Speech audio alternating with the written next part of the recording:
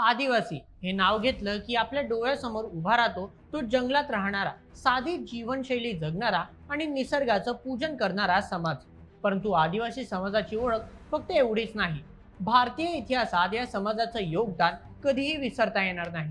देशातील जंगलं, पाणी, जमीन आणि नैसर्गिक साधन संपत्तीचं रक्षण करण्यात या समाजाचा मोठा वाटा आहे. हा तो समाज आहे ज्याने देशाचा इतिहास घडवला, इंग्रजांविरुद्ध लढा दिला आणि आज ही आपली संस्कृती, परंपरा आणि निसर्ग जपण्याचं मोठं काम करत आहे. वीर बिरसा मुंडा, तंट्या भील, खाजा नाईक, राघोजी भांगरे, शंकर शहा अशी अनेक नावं इतिहासात आहेत. ही फक्त नावं नाहीत, तर देशासाठी लढलेल्या शूरवीरांची ओळख आहे. भारताच्या मातीशी सर्वात घट्ट नातं जोडलेला हा समाजात शिक्षण, क्रीडा, कला, प्रशासन आणि राजकारण अशा अनेक क्षेत्रात ही आपली वेगळी ओळख निर्माण करत आहे. आज देशाच्या सर्वोच्च घटनात्मक पदावर असलेल्या महामहिम राष्ट्रपती देखील याच समाजातून आलेल्या आहेत. म्हणूनच भारताची ओळख जेवढी ताजमहल, हिमालय आणि गंगेमुळे आहे, अगदी तेवढीच हजारो वर्षांपासून आपली संस्कृती जिवंत ठेवणाऱ्या या आदिवासी समाजामुळे देखील आहे.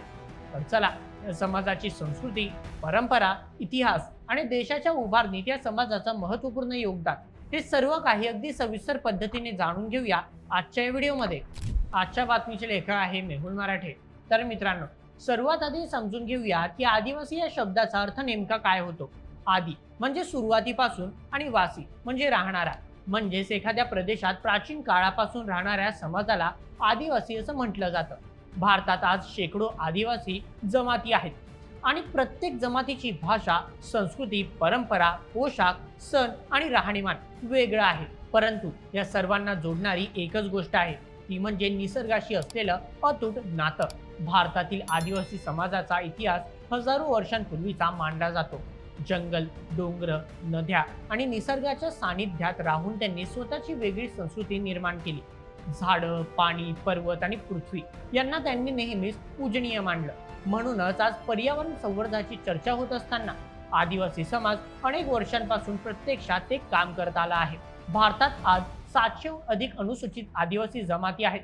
महाराष्ट्रात ही भील, पावरा, कोकणी, वारली, गोंड, कोरकू, माडिया, ठाकूर, कातकरी अशा अनेक जमाती आहेत. प्रत्येकाची बोली वेगळी, परंपरा वेगळी, परंतु निसर्गाबद्दलचा आदर मात्र सारखाच. जर आपण आपल्या उत्तर महाराष्ट्राचा विचार केला तर नंदुरबार, धुळे आणि सातपुडा पर्वत रांगांमध्ये मोठ्या प्रमाणावर आदिवासी समाज राहतो.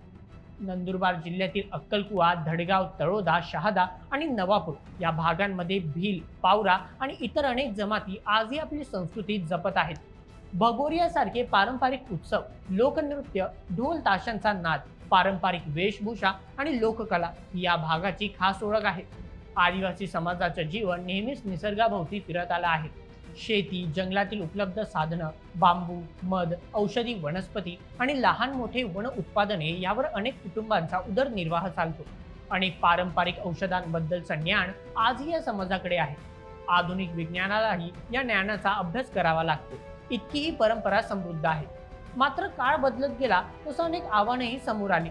शिक्षण, आरोग्य, रोजगार अशा सर्व विकासाच्या सुविधा अनेक भागांमध्ये उशिरा पोहोचल्या. तरीही या सर्व अडचणींवर मात करत आदिवासी समाज आज प्रत्येक क्षेत्रात पुढे येण्याचा प्रयत्न करत आहे. परंतु आदिवासी समाजाचा इतिहास फक्त संस्कृती आणि परंपरेपुरता मर्यादित नाही. भारताच्या स्वातंत्र्य लढ्यात या समाजाने दिलेलं योगदान अतिशय मोठं आहे. इंग्रजांविरुद्ध आवाज उठवणाऱ्या पहिल्या समाजामध्ये आदिवासी समाजाचाही समावेश होता. अनेक वीरांनी आपल्या प्राणांची आहुती दिली, परंतु त्यांचा इतिहास अनेकदा दुर्लक्षित राहिला. आता पुढे आपण अशाच काही महान आदिवासी स्वातंत्र्य वीरांविषयी जाणून घेणार आहोत, ज्यांनी आपल्या शौर्याने भारतीय इतिहासात अजरामर स्थान मिळवलं. मित्रांनो, ज्यावेळी इंग्रजांनी जंगलांवर, जमिनीवर आणि आदिवासींच्या पारंपरिक हक्कांवर निर्बंध आणायला सुरुवात केली, त्यानंतर अनेक आदिवासी भागांमध्ये बंड उभारण्यात आलं. आपल्या हक्कांसाठी आणि स्वाभिमानासाठी त्यांनी इंग्रजांशी थेट संघर्ष केला. या लढ्यात सर्वात मोठं नाव घेतलं जातं ते म्हणजे वीर बिरसा मुंडा यांचं. अगदी कमी वयात त्यांनी झारखंड आणि आसपासच्या भागातील आदिवासी समाजाला एकत्र केलं.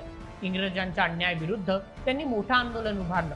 वयाच्या अवघ्या 25व्या वर्षी त्यांचं निधन झालं, परंतु आजही त्यांना धरती आबा म्हणजेच धरतीचे पिता म्हणून आदराने ओळखलं जातं.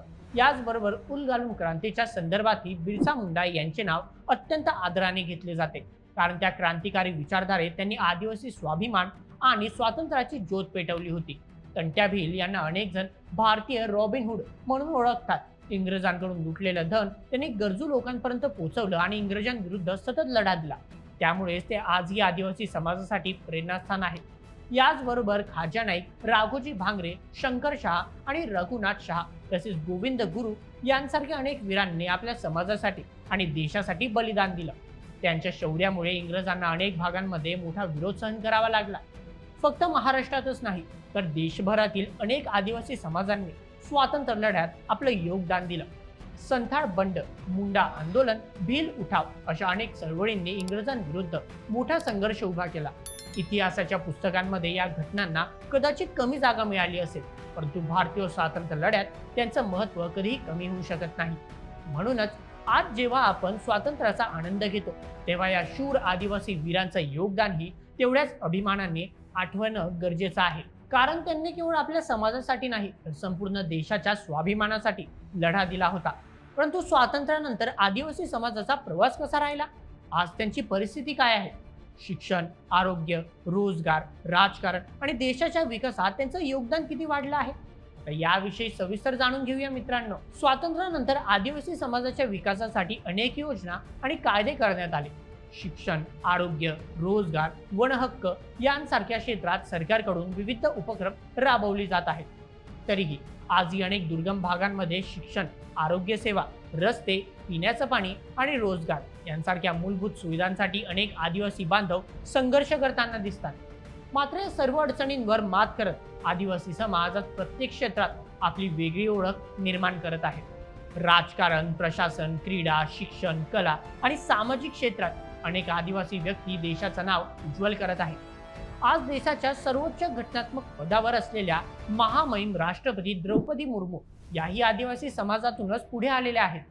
ही संपूर्ण देशासाठी अभिमानाची बाब आहे. त्याचप्रमाणे महाराष्ट्रातही आदिवासी नेतृत्वाने मोठं योगदान दिलं आहे.